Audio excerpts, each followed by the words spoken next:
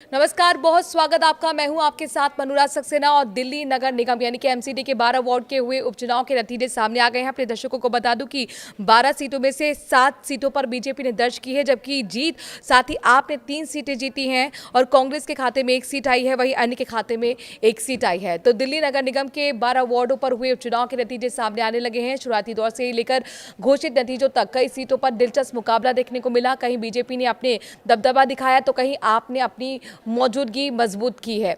इस बीच कांग्रेस ने भी एक अहम सीट पर जीत हासिल कर चौंका दिया है।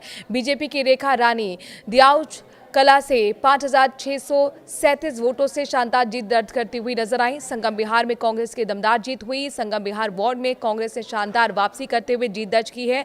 यहां कांग्रेस उम्मीदवार सुरेश चौधरी को 12,766 वोट मिले, जबकि बीजेपी के सुब्रजीत गौतम 9,138 वोट के साथ दूसरे स्थान पर रहे। ये जीत कांग्रेस के लिए एक लंबे अंतराल के बाद बड़ा मनोबल बढ़ाने वाला परिणाम माना जा रहा है। दक्षिण पुरी में आपका कब्जा कायम है। दक्षिण पुरी वार्ड में आम आदमी पार्टी ने अपनी पकड़ मजबूत बना के रखी है।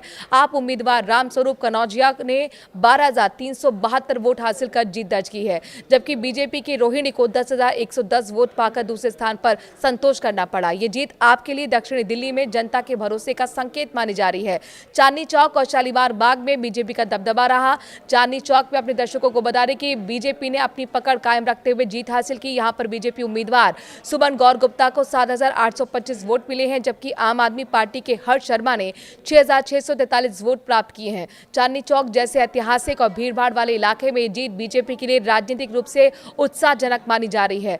द्वारका 20 सीट से बीजेपी की मनीषा देवी ने जीत दर्ज कर ली है। शालीमार बाग वार्ड में बीजेपी ने और भी ज्यादा मजबूत प्रदर्शन किया है। इस सीट से बीजेपी की अनीता जैन को 16,843 वोट मिले, जो इस उपचुनाव में सबसे बड़े अंतर वाली जीतों में से एक है।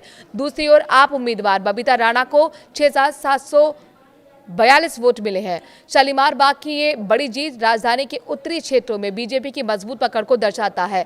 एआईएफबी ने भी दिखाई है मौजूदगी। दिल्ली की राजनीति में आम तौर पर आप और बीजेपी के बीच मजबूत मुकाबला दिखता है, लेकिन इस बार ऑल इंडिया फॉरवर्ड ब्लॉक यानी कि एआईएफबी ने भी एक सीट पर बढ़त बनाकर सबका ध्यान खींच लिया। ये बढ़त बताती है कि कुछ वार्डों में स्थानीय मुद्दों और छोटे नेताओं का प्रभाव भी गहरा है।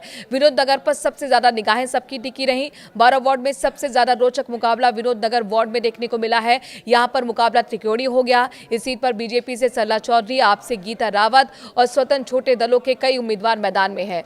कुल 36.47% मतदान के साथ विनोद नगर में वोटिंग औसत से कम रही, जिससे नतीजों के और भी रोमांचक होने की संभावना है। ये सीट बीजेपी के लिए एमसीडी में अन्य अपनी पकड़ मजबूत करने का मौका है, तो वहीं आपके लिए दक्षिण और पूर्वी दिल्ली में बढ़ते प्रभाव का संकेत बन सकती है।